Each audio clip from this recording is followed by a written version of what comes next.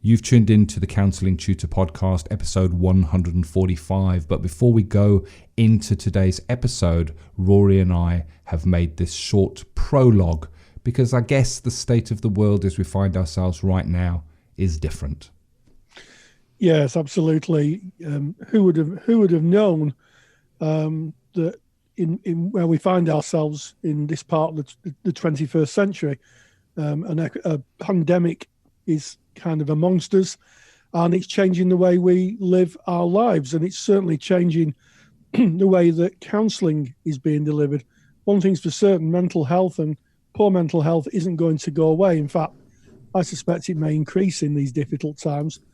And counsellors, we need to be more adaptive to how we deliver counselling in this new situation.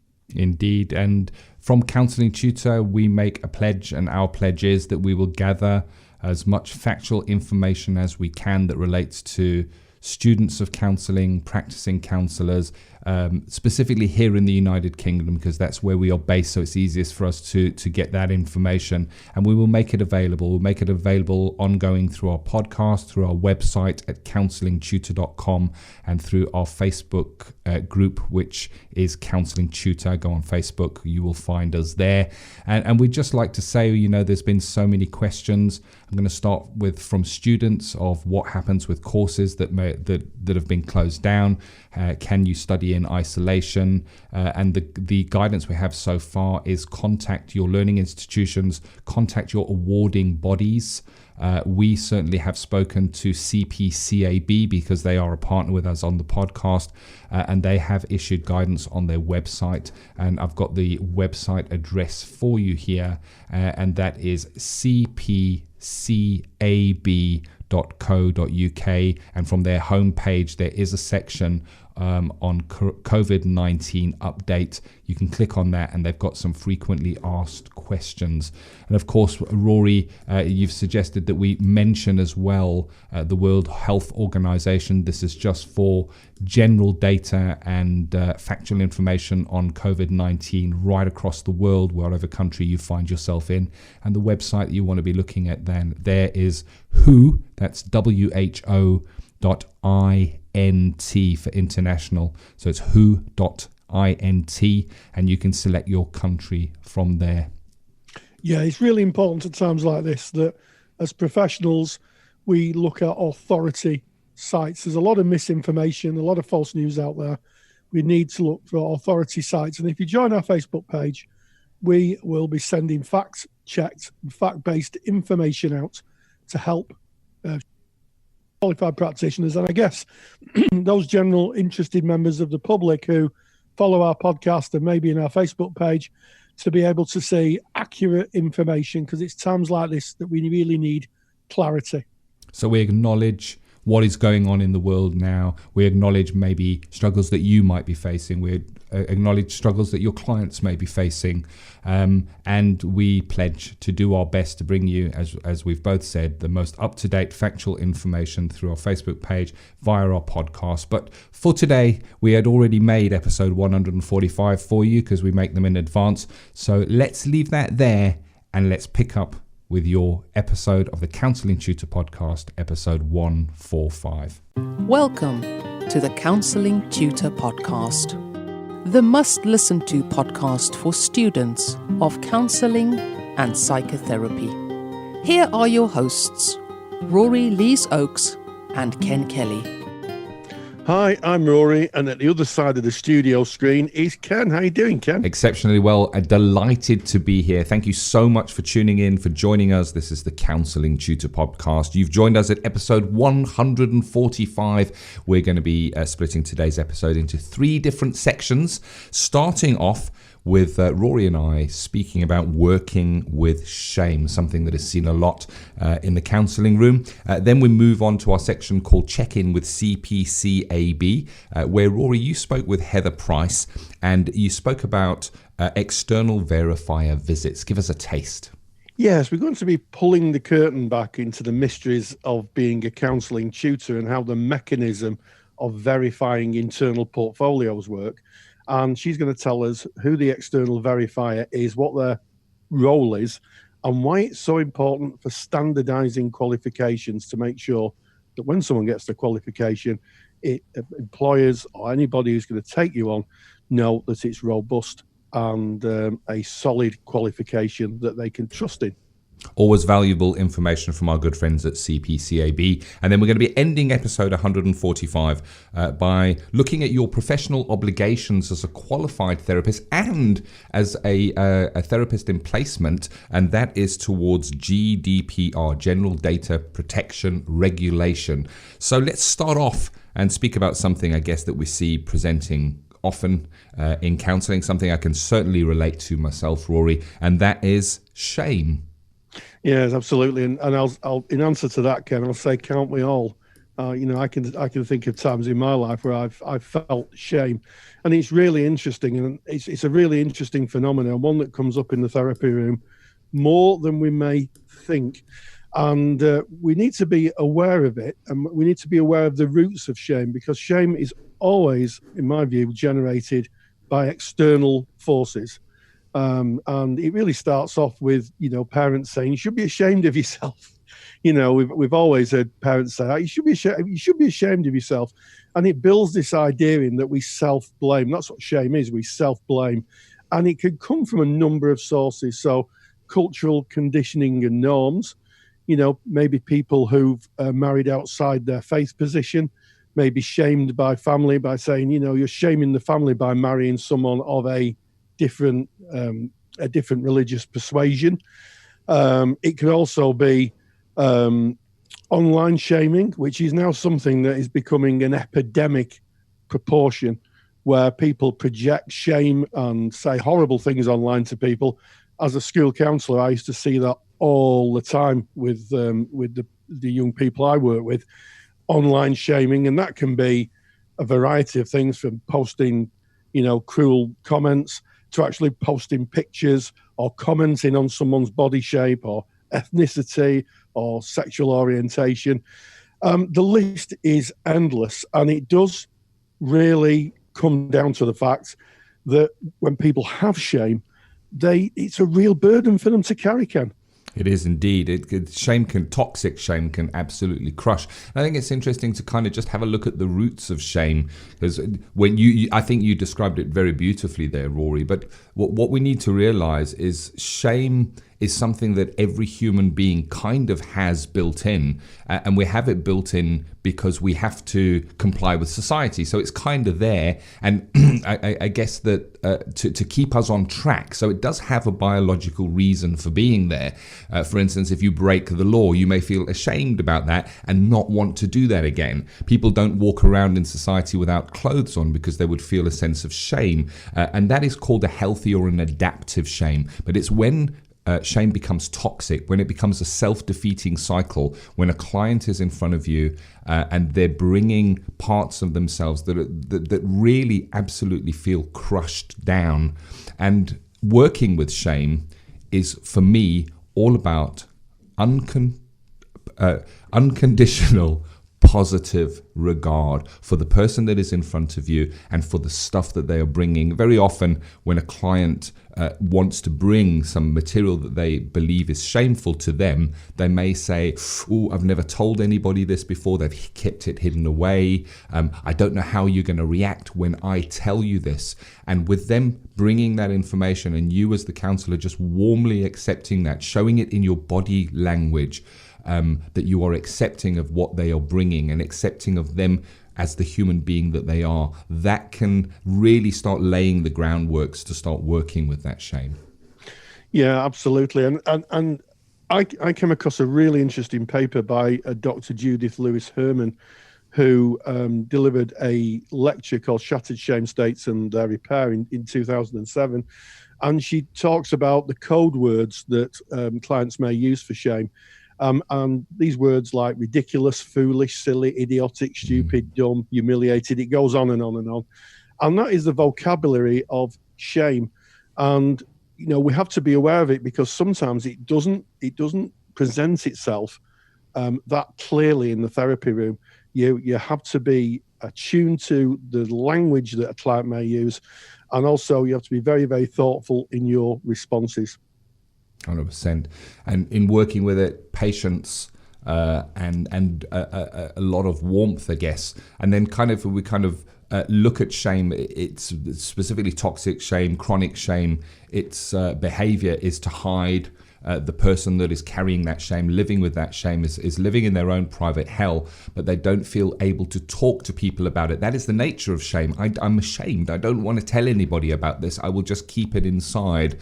And it gets darker and darker as they carry that along. It gets heavier and heavier, that burden.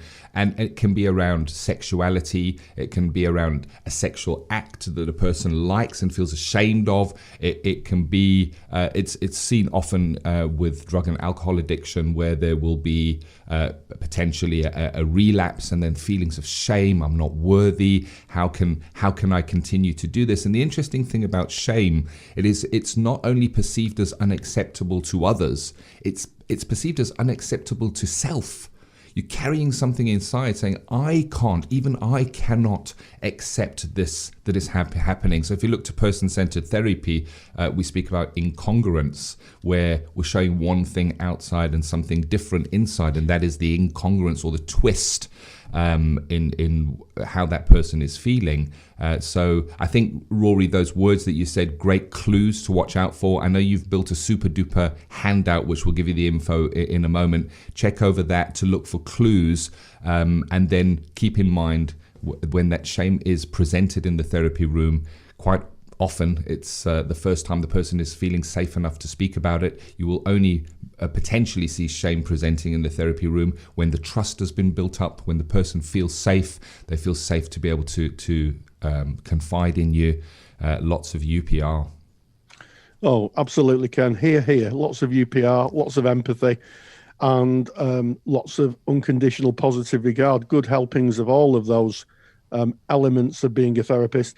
One area where shame raises its head a lot is clients who present with trauma and abuse. How often have I heard when working with clients, if only I'd have put up a fight, if only I'd have ran away, if only I'd done this and only I'd done that. People carry that for years and years and years. And, it's a pity that it's not a pity we have confidentiality, but I could share some really enlightening stories about when I've fed back to clients that actually this wasn't your fault. And that, the way the brain works, it was protecting you, which is why you didn't fight back. Where people literally sat in front of me, looked like they've had a 4-ton weight lifted off their shoulders. It's so transformational. So we've got to be really attuned to shame and how it attaches to people who've experienced trauma and abuse. I like what you've just shared there, Rory. You're speaking about psychological education on one hand, and you're also talking about normalizing. So often with the shame, the feeling is, I am the only person ever in the history of humanity to be this way, to have thought that, to have done that, to have been through that situation. So by normalizing, giving information, so helpful to the client. Rory, you've made a super duper handout as you often do, and they are so valuable. It's on the topic of shame, and you can get it for free. You just need to pop over to our website, which is counsellingtutor.com, and right at the top, just click on the menu item for podcasts and go to episode 145. That's today's episode, and you can download Rory's super duper handout on shame from that page. Also on that page, you'll find our show notes. That's what we call them. Basically a description of what we've spoken about today, and any relevant links to additional reading can be found on that page. So great for CPD as well. So that is counsellingtutor.com, podcast tab, episode 145. Go and get that free handout on shame. Yes, and just go and get it, because it's always going to present in the therapy room. And we're now going to move on to working with our friends at CPCAB, checking with CPCAB. And I caught up with Heather Price, and she talked about the external verifier visit. And you might be thinking, what's an external verifier? We've not learned that in our studies. Well, you probably won't. The external verifier is a representative from the awarding body. So you may be with CPCAB or another awarding body. And the external verifier comes from CPCAB, and has a look at the work that's been produced by students at the end of the academic year and looks at it and effectively third marks it. In other words, they go through it to make sure that it's hit all the criteria from the awarding body perspective. And that's really important because it makes sure that it standardises so that one centre, a centre in Glamorgan and a centre in London, are all working to the same standards. So let's just hear what Heather has to say. Indeed, let's check in with CPCAB. Check in with CPCAB. Hello, and we're with Heather today, and Heather's going to talk about EV visits. So what's an EV, Heather? Well, an EV stands for external verifier. So that means that it's somebody external to the college or training centre who comes in to check the quality of the standards of delivery and assessment. Okay, so let's just break those two down for a second. Delivery would be what? That's the teaching. Okay. So it's what the tutors are doing in order to deliver the content and make sure that the groups are running effectively. The standards are as CPCAB would want them to be. And then the assessment to ensure that the tutors are assessing to national standards that CPCAB are setting, if you like, and monitoring. And they do that through looking at some of the assessed work. Yes, so this is an external eye to make sure that the quality of the courses is consistent throughout. That's right, throughout the centre and throughout the country. So we have a range of external verifiers, EVs, all around the country, so that it's as close as it can be geographical, so people are not having to travel too far to go into a centre, into a college, to meet people and look at the portfolio work. And they come to us for training twice a year. So we're ensuring that they're all working from the same standards. And so they're then hoping that those standards are going out nationally across the country. So it should be a benchmark. So it may seem a bit of a strange question, but I'm going to ask it anyway. Why is it important that there's a standard across all the centres, across all the country? When we're talking about the country, we're talking primarily England, I think, aren't we? Primarily England, yeah. Yes, yeah. We do go into other countries, but yeah, primarily England. Well, it's important for the students to know that if, for example, they're doing a level 4 diploma somewhere in London, then that has the same standard as a level 4 diploma in Liverpool or Birmingham or Somerset or Devon or whatever. And it's important for potential employers to know that if they take a student with a CPCAB diploma from Liverpool, say, it's the same standard as one from London or Manchester or anywhere else. Yes. So we've talked about the fact that the EV comes in, the external verifier, someone external of the college or the training provider, somebody from CPCAB, and we're talking specifically about CPCAB here, but anybody who's doing a vocational qualification, maybe in a training centre, an FE college, most awarding bodies have an external verifier. It would be fair to say. So what is the process? Let's just start with when the EV would come in. Well, when the EV comes in, they're looking to do 2 or 3 different things. They want to meet a group of students. So if there's more than one group operating in that centre, because the EV does 2 visits in a year, they would see a different group on each visit. And maybe then the next year they'd see a group from a different qualification. So it would be a kind of rolling programme. So they want to meet a group because they want to actually talk to the students concerned who are in that training centre. They want to know from them what it feels like to be a student there. Is the course being run appropriately? Are they getting what they thought they signed up to? Is it all operating okay? Is the tutor there on a regular basis delivering what they need to deliver? Are they understanding the work? Are they learning things? What theory are they learning, for example? So we want to know that firsthand from the students, what their experience is. And so the EV will always meet the group without any tutors being in the room. So the students are free to say what they want to say. Now, usually what they say is going to be reported back, because if a student says, well, I don't want the tutor to know this, the EV would want to know, well, why not? Why do you not have an open enough relationship in the group that you can actually raise this with your tutor? So it might be watered down a bit, but usually it would be fed back to the tutor or to the management. So that's one thing, that the EV wants to meet a group. The EV wants to meet the tutors of that group and any other groups, if the tutors can be there on that day, to get from them their perspective of how the courses are running. And the EV wants to look at a sample of portfolios to check that the work is being assessed appropriately to the right standards. Yes, so with CPCAB qualifications and indeed other awarding bodies, there's an internal set of work that has to be done, an internal portfolio of work, and then CPCAB assessed by exams.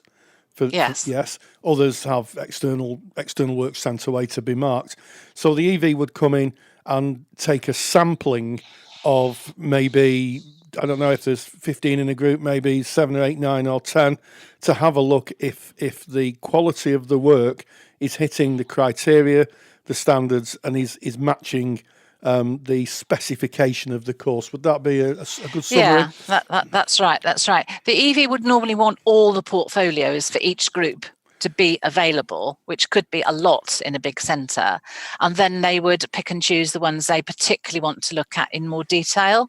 So they'd normally want to look at a good one, a kind of middling or borderline one, and then one perhaps where a student is struggling to meet the standards, to meet the criteria. So they might ask the tutor to pick out a top, middle and bottom, as we say, and then they would dip in and sample other ones depending on what time they've got, because of how many groups there might be. Yes. So what would happen, if, say, an EV came in and wasn't happy with any aspects of either the teaching or the portfolios that they'd viewed? Well, they would first of all talk about it with the tutor or tutors, or maybe a member of management. Sometimes the line manager, the coordinator, program lead or whatever is also there, and it's always good for the EV to meet someone like that. So if they can, they would report back to one of those people and certainly report back to the tutor on the day. And then the EV has to write a report. So there's an official written document that goes through CPCAB and then back to the centre. But CPCAB aim not to have anything in that report that hasn't already been discussed and pointed out, so it wouldn't be a surprise to anybody. And it's very much a working relationship. It's not a critical, punitive thing. It's very much just pointing out, well, this could be different, or this might be done more effectively like this, rather than saying, you've got it wrong. We wouldn't do that. So it's how do we work together now to make this more effective? And then on the second visit, which comes later in the year, usually around about May, June time, towards the end of the teaching year, then the EV would be looking to see if the points that had been raised in the earlier visit, which tends to be around about November, December time, if those points had been addressed in the intervening time and how things are. Yes, so it sounds to me like there's a real quality standard, a living quality standard being addressed to all the centres. And, at no point should anybody who's delivering qualifications not know what's expected of them. Tutors, this is really aimed at. And it's really comforting to the students to know that somebody's overseeing the programme from the people who've written the programme. So yes, that's useful. Yeah. I think it is helpful for students to know that someone else has got, I think you used the word an eye earlier on, that someone else has got an eye on what's happening. And it's actually quite easy to pick up what's going on through talking to the staff, talking to the students, looking at portfolios. And in fact, somebody asked me recently, because I'm an EV, well, what are you looking for? And how do you know whether it's a good centre or not? And actually, we do know usually quite early on, just by talking to the staff and seeing how they get on with each other, meeting a group and finding out if there's any conflict or lots of complaints, or whether everything's going smoothly.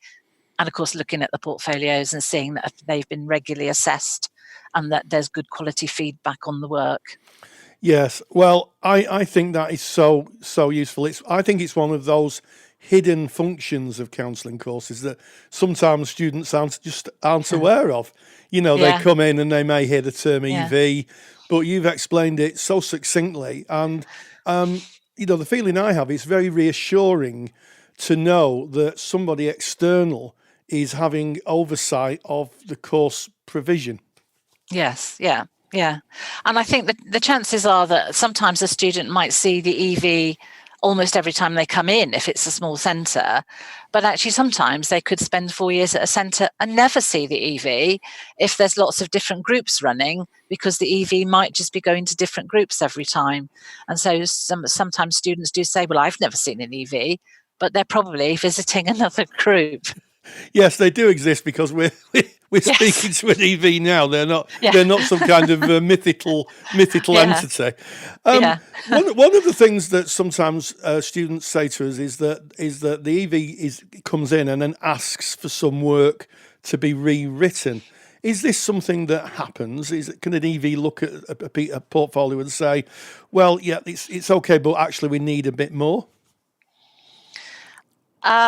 We wouldn't say that to the students. We would never say that to the students. We might give feedback to a tutor and say, well, you've marked this piece of work against this particular criteria. Actually, maybe it's a little bit thin. We'd probably be looking for a bit more.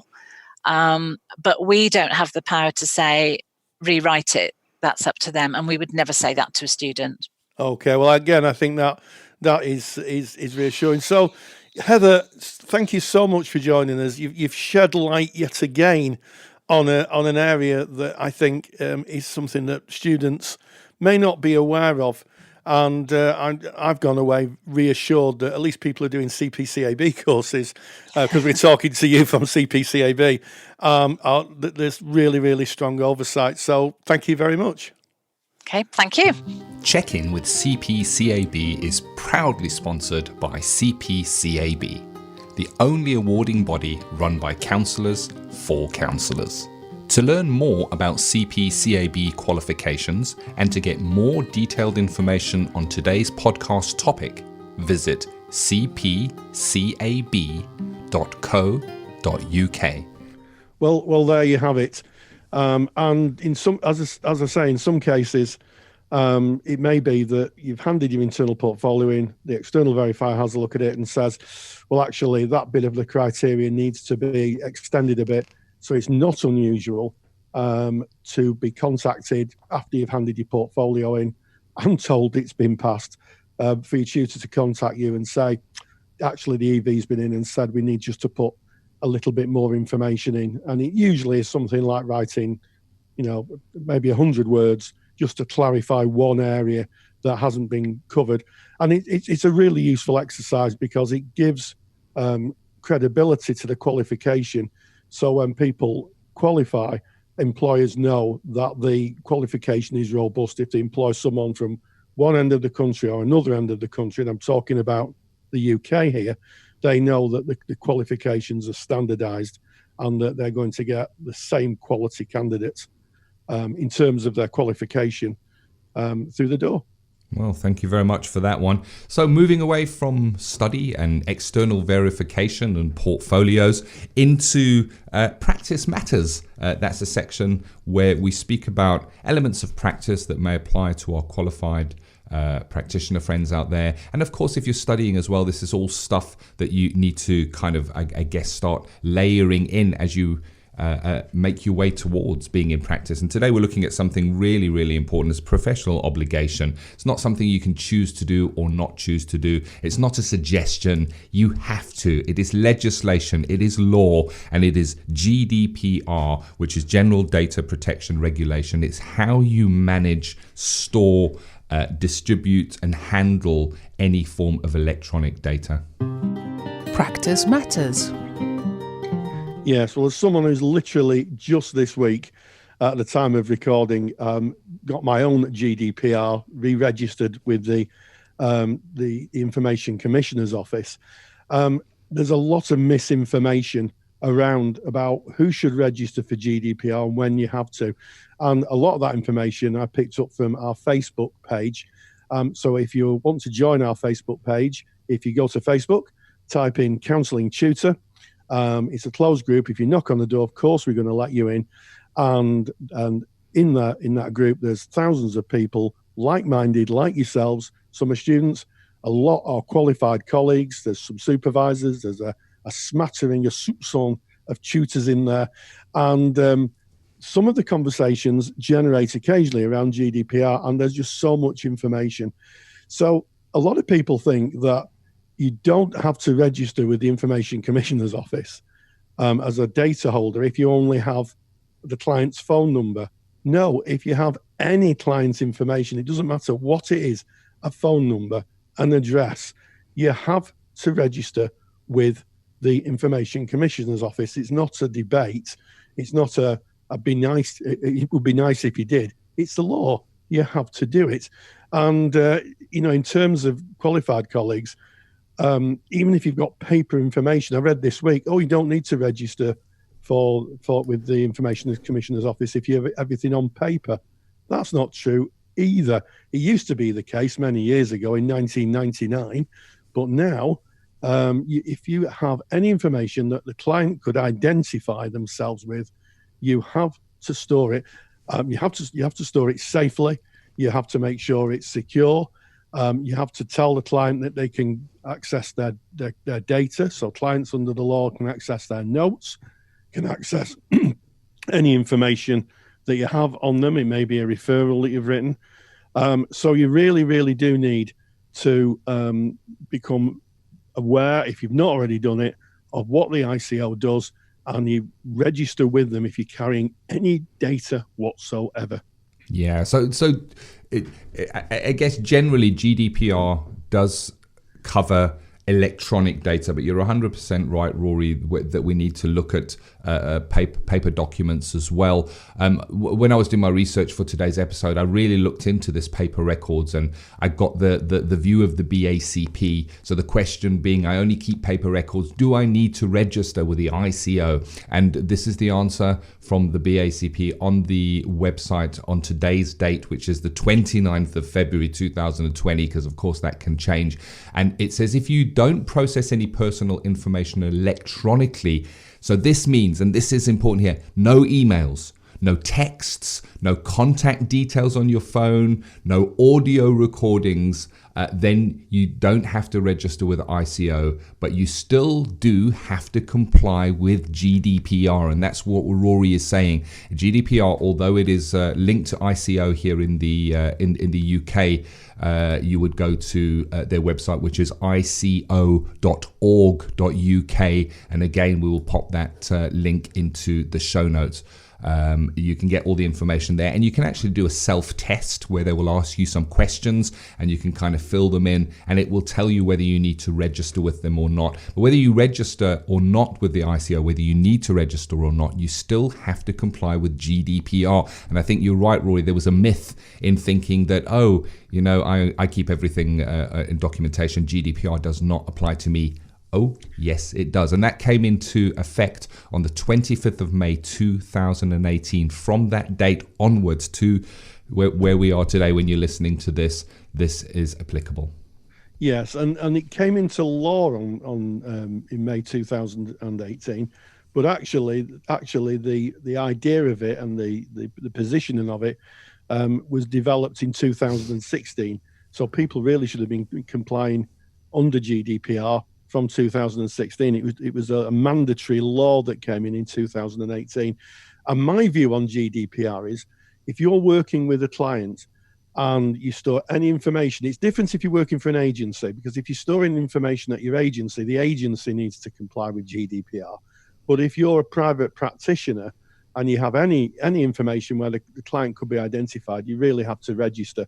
Unless you contact your client by telepathy, you will be carrying their data. It's really, really important, and the fines for non-compliance can be eye-watering, as well as being. And we started off with shamed with by if you're caught and you're prosecuted not complying with GDPR, they put you on the website. So go to our webpage at counsellingtutor.com. It's the podcast webpage. It's episode 145, and there's a link in the show notes which will give you a self certification. You can go along and you can test whether you need to register or not. It's very, very good. Yeah, and very useful as well. Very useful to do. I remember doing it for my own practice and being quite surprised when GDPR had just come out. I thought, I've only got a handful of clients. It's not going to apply to me. It applied to me. Pays your money. And what it also does, it gives you protection. It gives you policies and procedures that you can follow to kind of show that you are compliant to GDPR. And as you mentioned, Rory, those fines are eye-watering. And you only have to look in the news and you'll see that some of the big tech companies are being hit with these massive fines. And they're in the millions, those fines. They really are. Eye-watering is being very kind, I think, there. So another question that comes up a lot with GDPR is how long should I keep records for? So you would need to look to your ethical body for how long you should keep a client's notes for, because it may differ where you are. But when it comes to GDPR, this is separate. It's not about your notes. It's about the legislation of the land. All companies have to comply to this. And there is no set time limit on how long you are required to keep the information. However, as soon as that information that you are keeping electronically is no longer relevant and you no longer have a need to keep it, then that data has to be deleted. So, for example, if you were required to keep your notes by your ethical body for, let's say, 5 years, then you have a legitimate reason for keeping that information. But as soon as that time period goes by, if you're not in contact with that client anymore, you have no more dealings with them, you are obligated to delete those files. And they have to be deleted in a way that they are not retrievable. And sadly, this is a whole podcast episode on its own, isn't it, Rory? Because if you go, oh, I don't need these anymore, and you pop them into your trash, and then you think, you know what, I'm going to be doubly sure here. I'm even going to delete my trash can so that it can't be retrieved. Oh, yes, they can. They're not gone. They have not been deleted. Rory, you can maybe give us a little bit more about this process. Yes, well, you know, unless you're using specific software, there's specific software. The government use specific software that wipe out your hard drive. In government departments, say for instance you work for the Secret Services, they've got special software that completely deletes everything on the hard drive, and you can get access to software like that. I take the hard drive out of my computer when it's no longer useful. And I was up in the loft the other day, and I've got about 3 or 4 stacked up, and I just put them in the loft. Maybe I should wear a tinfoil hat. Perhaps, but whistle the X-Files tune. But yeah, I take data protection really, really, really seriously. And one final observation on that is if you have insurance, and if you're a private practitioner, you should have insurance. I feel like I'm preaching to people here, but you should have insurance if you're a private practitioner. Your insurance company will also tell you how long they request you to keep information, and that should be in your contract. So yes, GDPR is a whole podcast, but I have done a lecture on GDPR, and that's available for members of the Counselling Study resource. Yeah, and I'm happy to say that lecture that you did on GDPR has also been added to our resource for qualified practitioners called Counselor CPD. You can get more information about that lecture and a whole host of lectures, CPD lectures and lectures for students to help with your studies, and you can get that at counsellingtutor.com. Just before we leave GDPR, probably the most important part of GDPR is something called your privacy statement. It's where you state, you write out, and you have recorded in text so that it can be looked at by your clients or anybody that chooses to do business with you, how you handle data, what your privacy statement is.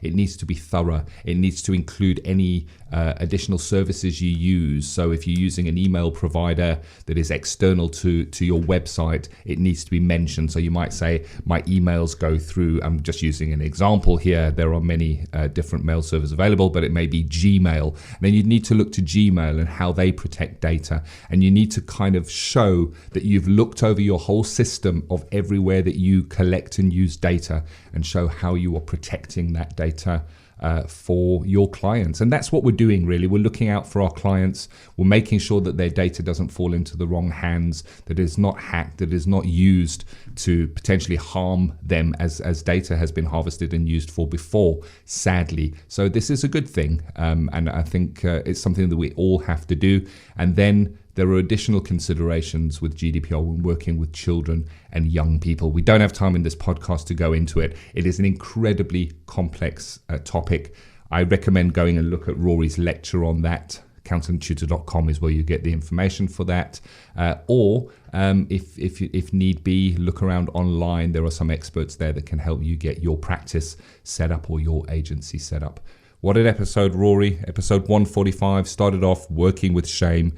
Then we checked in with Heather Price at CPCAB, speaking about external verification visits.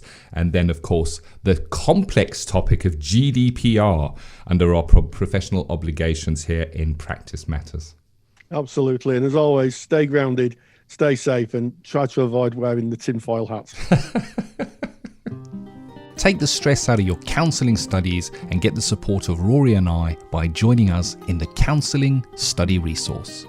Counselling Study Resource, or CSR for short, is the world's most comprehensive assignment guidance and study support resource for students just like you of counselling and psychotherapy. See how Counselling Study Resource can help you. Visit counsellingtutor.com. That's counsellingtutor.com. Thank you for listening to the Counselling Tutor Podcast. Find the show notes for this episode on our website at www.counsellingtutor.com.